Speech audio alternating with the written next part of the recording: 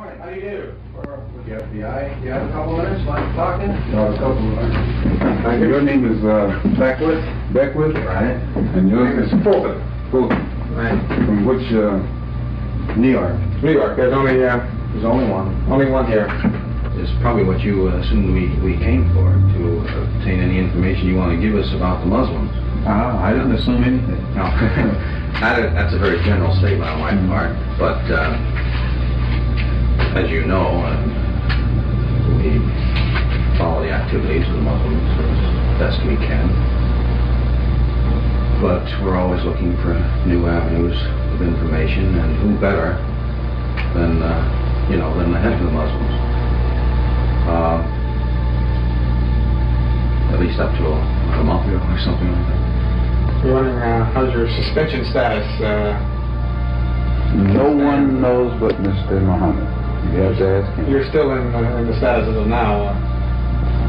I mean, You're not working now or teaching now at all.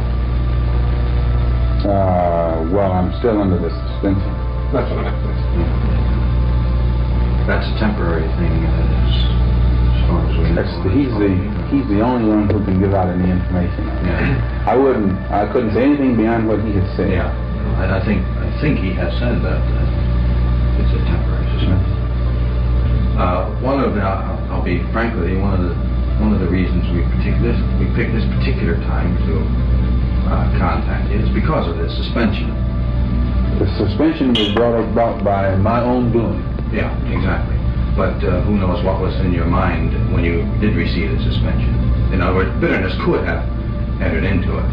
It would not be illogical for someone to have spent so many years doing something then be suspended. No, it should make him stronger because it makes him realize that law applies to the law enforcer as well as those who are under the enforcement of the enforcer. Well, you've taken nearly a perfect attitude toward the thing, which is almost unhuman, really. I mean, you've taken the attitude that Mr. Muhammad wants everyone to take it, be chastised. Which is fine. I mean, more power to you. But you see from our viewpoint that there's at least a chance, and this has happened with other members of the organization. They're suspended for some reason or other. And we talk to them, and they stand people up there, and they're, of course, cooperative. Why? Because they're bitter. Now, assuming you resume your duties, we would be, as you I'm sure know, interested in having you help us out. Help you out to do what? We're always helping out the government. We're cleaning up all of the crime that we help it out more than it helps itself. We're at least able to reform the people who have been made criminals by this society, by the corruption of this society. And any way to help it out other than that, I wouldn't even know how to begin.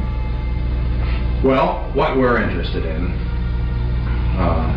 basically, are the people who belong, the names, the members. My telephone number is OL16320. Okay. OL 16320. Now, by this suggestion, That's like telling you the sun shines from the east. Well, no comment. And the teachings, plans, the programs.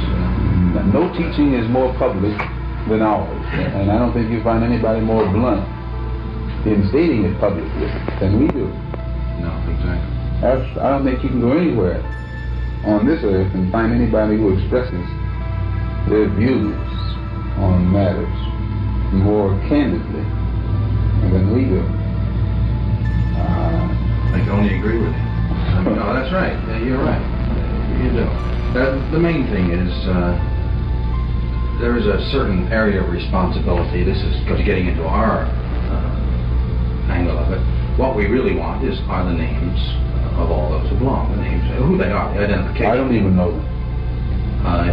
Do you keep no records? It's not my job. I'm just a preacher. Yeah, but somebody up there keeps the record. I don't know who. I don't have any knowledge of those kinds of things. With all these other responsibilities I've had, it'd be difficult for me to worry about names. Plus, you would insult my intelligence asking me for them. In fact, no, you would insult your own, because it would mean that your own intelligence isn't heavy enough to weigh me and know in advance what I'm going to say when you ask that question. Well, without getting into an argument on semantics there, you don't know until you ask. That's not semantics. That again goes into your psychology. We've had people that, not this group particular, other groups. Oh, yes. Who have been just as vociferous against whatever we're investigating as communists. Make a good case out of it. Communists for 20 years, they hate everything. Go interview them. You don't want to. Go anyway. So you go knock on the door and go, where have you been? Oh, I want to tell you something. You never know till you ask. And that's happened so many times. Sometimes your word isn't convinced, but sometimes money brings out the information. And no intent to insult you here. According to Dillon, what's his name, the Secretary of Treasury, this government's money is in such trouble until you can still spend it. Still, according to your government economists, the dollar itself is in such trouble. A person would be a fool to sell his soul for one of these decreasing dollars. Oh, I couldn't agree with you more. You'd be a fool to sell your soul if the dollar was increasing. But this has nothing to do with selling your soul. I mean, if you look at it that way, okay. Yeah, but depends on how you look at it. Sure. You insult my intelligence when not only they insult me, period, if they think I would tell them anything.